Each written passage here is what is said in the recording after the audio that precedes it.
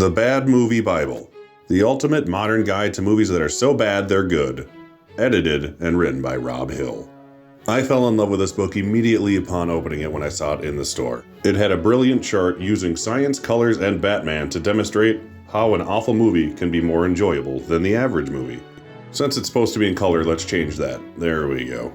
As you can see here, the good Batman movies include The Dark Knight and Batman 1989, and then the middling Batman movies include Batman the Movie 1966 and Batman Forever. The darkest red square is reserved for Batman vs. Superman, and Batman and Robin is so bad it's good that it becomes good Batman again. This chart spoke to me in ways no book has ever done before.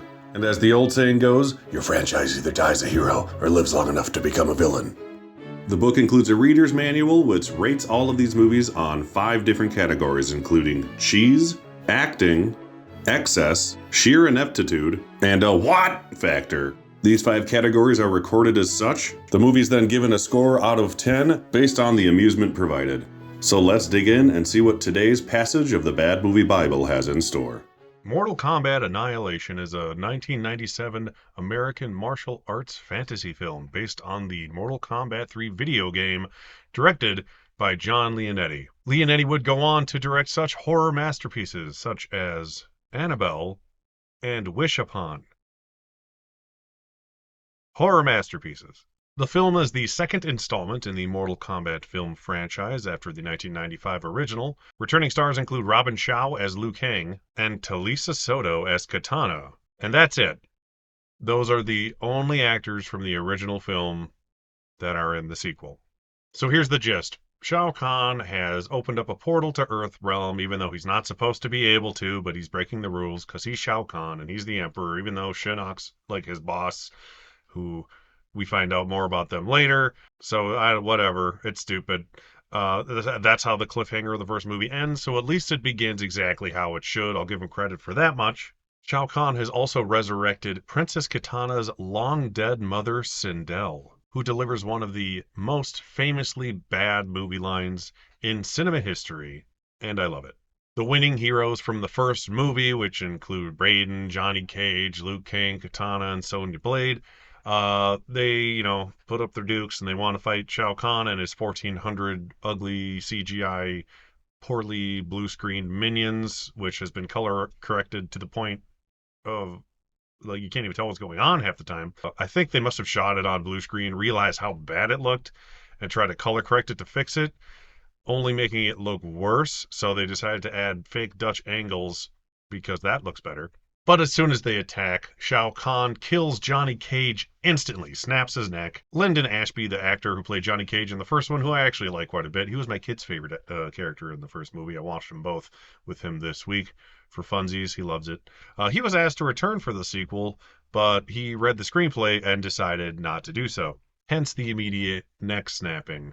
At least Lyndon Ashby took the easy way out, so good for him.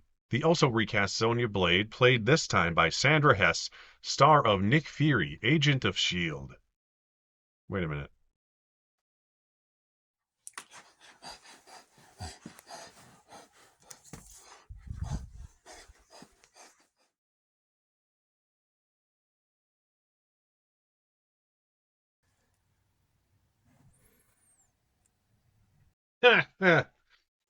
What are the odds?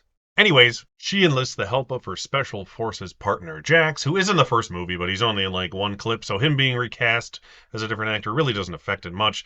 Neither of the actors are anyone you would know, but because of plot convenience, he has just gotten his super strong metal arms implanted, which look kinda cool for a minute.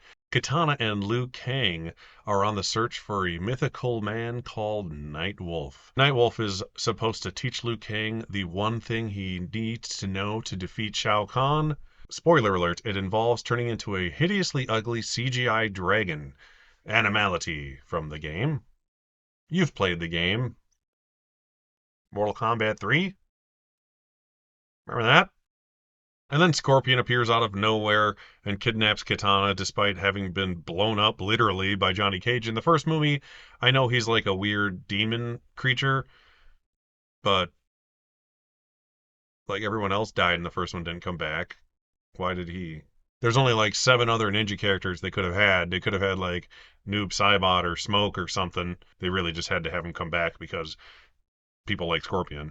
The martial arts isn't like the worst. It's like the one redeeming factor of this movie probably is that you can tell they kind of know what they're doing, and it's shot with cameras. There's not too much quick editing, but I've seen a lot better and I've seen a lot worse. Let's put it that way. If you like martial arts stuff, Robin Chow knows what he's doing. He's legit. The other people, eh. But anywho, Raiden reveals that Shao Kahn is indeed his brother, and their father is Shinnok, who I mentioned earlier. Daddy Shinnok tries to get Raiden to come back into the family, but he refuses, so Shao Kahn kills him with an energy blast. By the way, Raiden became mortal earlier in the film. That way he could fight alongside his, hero brethren from the original film. Being a god of sorts, he's not allowed to fight in the actual tournament, so he became mortal to do so, to be on the winning side / help the good guys. By turning mortal, I mean he wears black clothes now instead of white clothes, and he got a haircut. And in the end, the ugly CGI dragon animality that Liu Kang turns into injures Shao Kahn, proving that Shao Kahn is now mortal and therefore can compete in what is famously referred to as Mortal Kombat, hence the title of the film and game. Insert cool song here several times throughout the movie, almost to the point where it's annoying, but let's be honest, the Mortal Kombat techno theme song is the best thing to come out of these movies. And of course, he kills him and blah, blah, blah. Sindel, Katana's mother, gets out of her spell and reunites with her daughter. Everyone's happy. Yay, Mortal Kombat. And the Elder Gods that destroy Shinnok come back down and revive Raiden, bring Raiden back to life. He gets promoted to the new Shinnok, and he magically flies away as like cloud dust with the weird fire water people. Really good special effects. That's all I'll say.